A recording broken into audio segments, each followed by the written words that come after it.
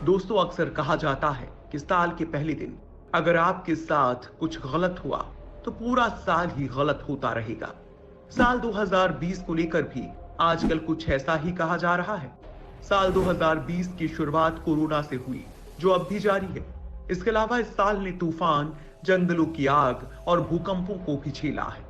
इसके अलावा एक और मुसीबत है जो इस साल की शुरुआत से लेकर अब तक हर महीने आती ही रही है, और ये मुसीबत है अंतरिक्ष में तबाही बनकर चक्कर लगा रहे एस्टेरॉयड।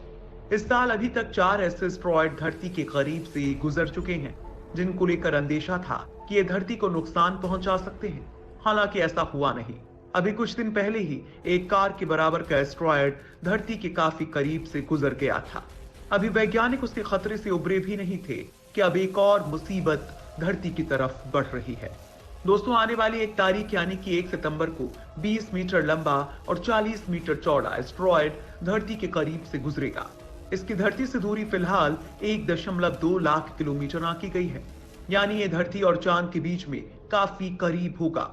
ये दूरी वैसे तो काफी कम है, लेकिन इसके धरती से टकराने की संभावना ना के बराबर है। लेकिन फिर भी वैज्ञानिक डरे हुए हैं कि कहीं धरती और चांद की गुरुत्वाकर्षण से ये अपना रास्ता ना बदल दे, क्योंकि अगर इसने रास्ता बदल दिया तो एक बड़ी मुसीबत आ सकती है। यह एस्टेरॉयड 2011 में खोजा गया था और तब सिर्फ 4 दिन के लिए इसे देखा गया था। यह अपना एक चक्कर पूरा करने में 1.14 साल लगाता है। धरती के साथ इसकी कक्षा सिर्फ 9 साल में एक बार इसे हमारे करीब लाती है। हालांकि इसका रास्ता फिर भी काफी अलग होगा और इससे पृथ्वी या पृथ्वी की किसी आर्टिफिशियल सैटेलाइट को खतरा नहीं है। अमेरिका में इस साल नवंबर में राष्ट्रपति पद के चुनाव होने वाले हैं। इसे लेकर दुनिया भर में सुगबुगाहट है ही। अमेरिका की स्पेस एजेंसी नासा की माने तो अंतरिक्ष से भी उस दौरान एक खतरनाक मेहमान आने वाला है। दरअसल एक छोटा एस्टेरॉयड धरती की ओर आ रहा है और अभी तक के अनुमान के मुताबिक ये चुनाव से एक दिन पहले 2 नवंबर को धरती के पास से गुजर सकता है। खास बात यह भी है कि धरती से इस एस्टेरॉयड के टकराने की आशंका 0.41% है।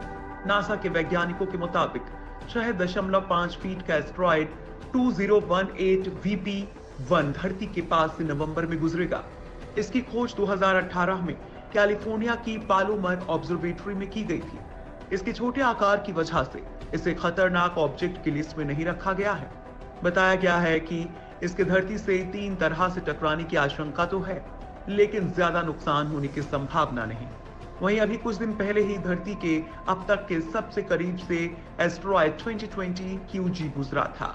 कार के आकार के इस एस्टेरॉयड के बारे में अमेरिकी अंतरिक्ष एजेंसी नासा समेत किसी को भनक तक नहीं थी। IIT मुंबई के 2 छात्रों कुणाल देशमुख और कीर्ति शर्मा ने इस एस्टेरॉयड का जब पता लगाया तो वैज्ञानिकों के होश उड़ गए थे।